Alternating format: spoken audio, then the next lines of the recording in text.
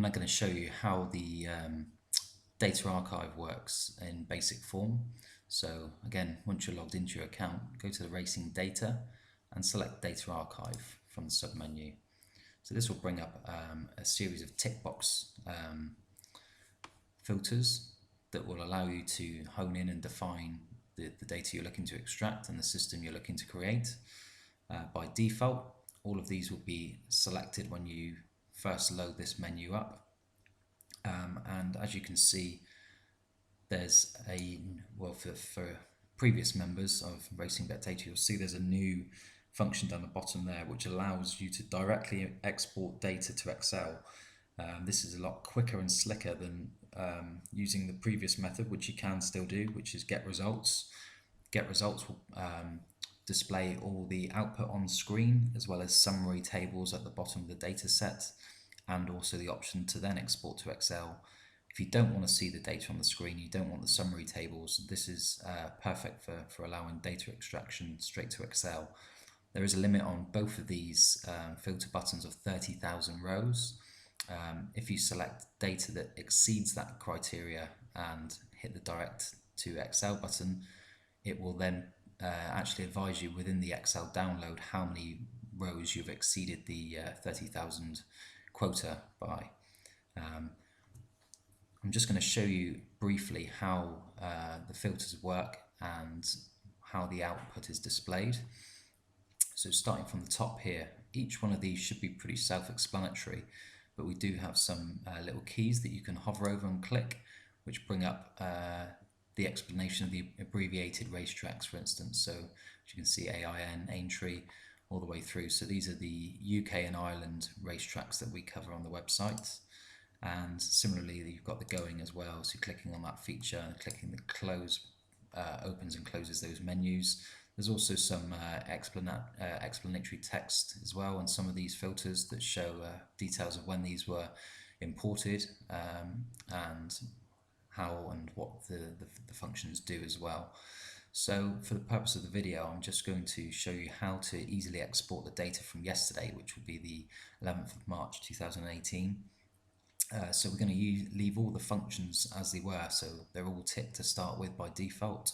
So I'm not going to change any of those. All I'm going to do is check the yesterday button from the final filter there. And as I said before, we can either use get results or direct to Excel, but for the purpose of this video, I'm just going to click the get results button. And that will eventually bring up the output that you have requested based on the filters above. As I said, I've filtered it by yesterday, so this should show you the full output from yesterday's meeting or meetings. Sorry, there's two yesterday. Being a Sunday, it was a smaller card, and we can scroll right to the bottom to check out these summary tables that I alluded to earlier. So a lot of these are self-explanatory, but just to walk you through some of the basics here. So the profitability table shows the number of races yesterday, which was 14. Number of horses that started the race, 105, and this is just a sense check to make sure that we've got odds. Sometimes there's odds are missing for whatever reason. There's been some void or the odds haven't pulled through correctly, but generally those two should be aligned. And the number of winning horses, so you would expect that to tally with the number of races. And for Industry SP, we have the number of placed, so we offer each way calculation as well. Whereas for Betfair Exchange, we just offer the winning market. Betfair offer a place market, but they don't pay out each way from the exchange anyway. Again, there's some submenus within this, so hovering over these two will explain a bit more detail. So the Industry SP explains the breakdown for each way payouts, and the Betfair SP advises profit that you see here is minus any commission that you would pay, typically 5%. Some people pay less depending on their staking history. Also within that as well, I just want to point out that we're using flat stakes of 10 units per horse, and that goes for each way as well as on the nose output. Further down, we can filter by favourites using Industry SP and favourites using Betfair Odds. As you can see, yesterday it was a bad day for the favourite backers. You can then potentially look into using anything that comes out as a big negative. You could then flip, and certainly with the Betfair odds, look at potential lay-in systems. I know a lot of people looking to approach from that angle. You see yesterday backing second favourites, including joint second favourites and third favourites on Betfair would have thrown up a big healthy profit. Who's to know that before the outcome? As I said, this is by no means showing you a system. This is just showing you how the data is presented. So that in a nutshell shows how you can use the dashboard just to look at getting the output for yesterday. Using the today button, you can do exactly the same and get the upcoming races. They're available from 10 AM UK time. This is the full output. If you're an advanced member, if you're a basic member, you get limited to 6 or 7 results in the output, and you don't get any forward visibility, so you don't get to access the today upcoming races. So I just want to walk you through some of the headers here.